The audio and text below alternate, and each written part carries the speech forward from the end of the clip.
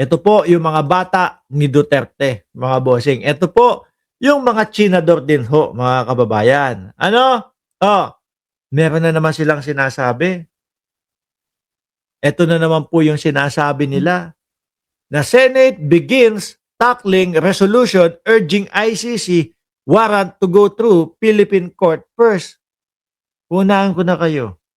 Wala mangyayari dyan. Mananatili at mananatili ang dating Pangulong Rodrigo Duterte doon sa loob ng ICC. No? Kasi nga nakikita, tingnan nyo, nung kailan lang, nag-bring him home kayong mga senador. Siyempre, iniisip niyang mga ng ICC na tingnan mo yung mga senador ni Duterte, ipinipilit na iuwi o pauwiin ang dating Pangulo. No? Paano kapag pinagbigyan natin ito at doon sa Pilipinas, ginanap ang pagliliti sa dating Pangulong Duterte? Ano ang mangyayari? Diba? Eh naku, baka pagdating sa Pilipinas niyan, ano na agad, i-house arrest na agad nila yan o kaya hospital arrest. Eh di parang pumabor pa.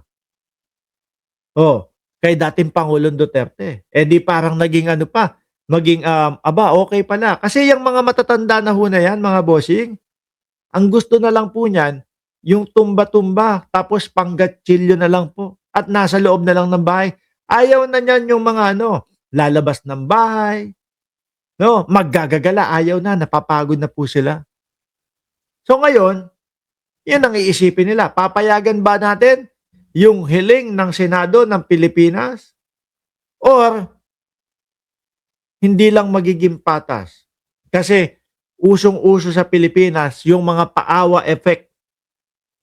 Na kapag pinayagan natin to, yung mga senador na yan, eh, tutulungan na makalabas o maging normal yung buhay ng dating Pangulo.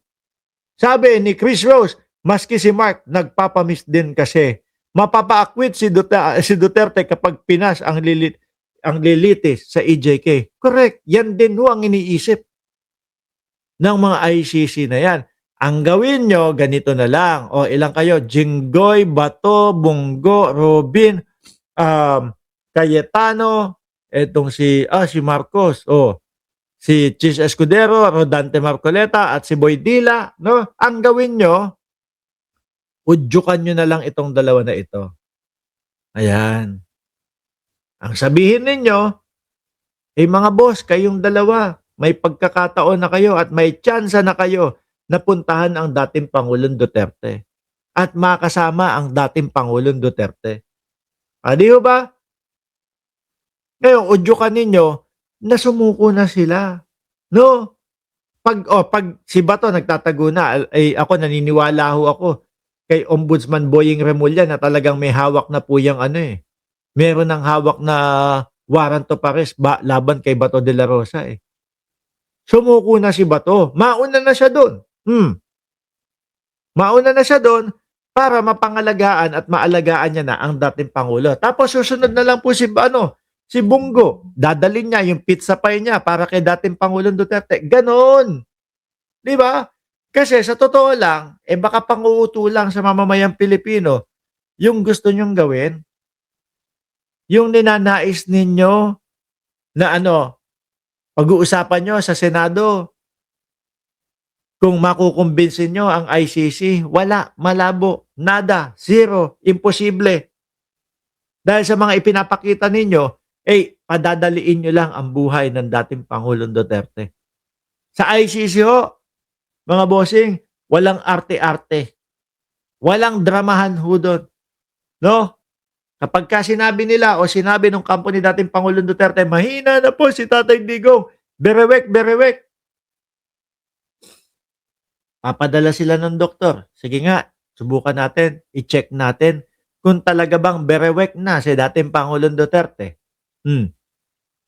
Tapos malalaman ng ICC, hindi naman, okay naman kayang humarap sa trial nito Nawawalan lang po ng tiwala sa kanila. Nawawalan lang po ng tiwala sa mga sa kampo ng dating Pangulong Duterte.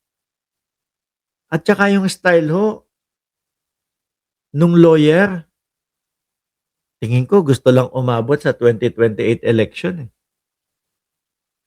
Tingin ko, gusto nilang gawin na, maging paawa effect, 'no, para sa 2028 election ang dating pangulo.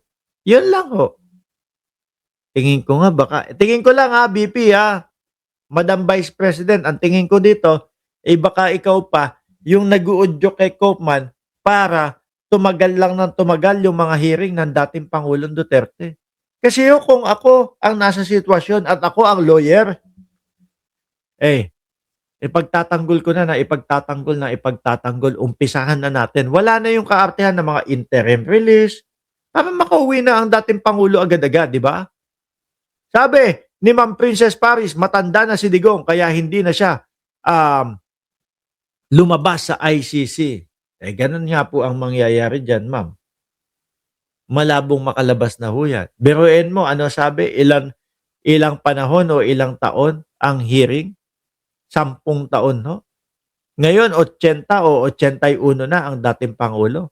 Kung dadagdag pa yung 10 taon bago malaman yung kasagutan diyan sa kanyang kaso, 90 o 91 na ang dating Pangulo. Sa huling mga nakita na video natin, mga bossing, kay dating Pangulong Duterte, mahina na eh. Tagilid na nga hong maglakad eh. Tapos nung kinakausap na sa ICC, ano, my name is Rodrigo, mabagal na din magsalita. Kaya, sabi ko sa inyo, mga kababayan, dapat ang gawin nitong mga chinador na ito, hilingin dito sa dalawa na ito na agad-agad na nilang bisitahin ang dating Pangulo. Samahan na nila dahil paikli na po ng paikli ang buhay ng dating Pangulo. Sabi ng pinsan ko na si Sunshine, pinapatagal din yan ni Koopman para malaki din ang kita ng sa mga Duterte. Pwede din. 150 million daw, di umano, ang sinusweldo ni Koopman eh. Di ba, pinsan? Oh, nako po. Ang dami mo na mabibili doon. Makakabalik ka na ng ilang beses mo nang balik yon sa Singapore. Oh. Di ba, pagka ikaw pumunta ka sa Singapore, papakainin ka ng pinsan ko. Di ba, pinsan, pakakainin mo ako dyan? Oh. Oh, kakain kami niyan. Di ba? Laking pera nun. Magkano yun? 1.8 billion? Kada taon? Ay, grabe. Isa din tanong yun. Saan kinukuha ng mga Duterte yung pambayad doon kay Koopman? Di ba? Malaking pera ho eh. Oh. Siguro, sabi naman ho ni Boss Pulong natin, mga kababayan, is 1.8 billion per year? Walang problema sa atin yan. Di ba? 1.8 billion, walang problema sa atin yan. Sabi ni Jora Moso, sa tax natin. Hindi. Baka sa ano. Pinsan, papakain ka ba? Pagkadalaw ko dyan sa Singapore. sa Singapore. Sabi ni Jora Moso, sa tax natin. Baka nga doon sa di ba? Laki pondo ni Pulong 51 billion. Di ba yung pondo ni Pulong, mga kababayan? Ay, nako. Anyway ho, mga bossing chief amo, sir, no? Balik routine na po tayo. Kumbaga, balik alas 10 ng umaga na ulit tayo. O siguro baka bukas medyo maaga na tayo alas 9 kasi natapos ko na yung gym, no? Pagod kami doon.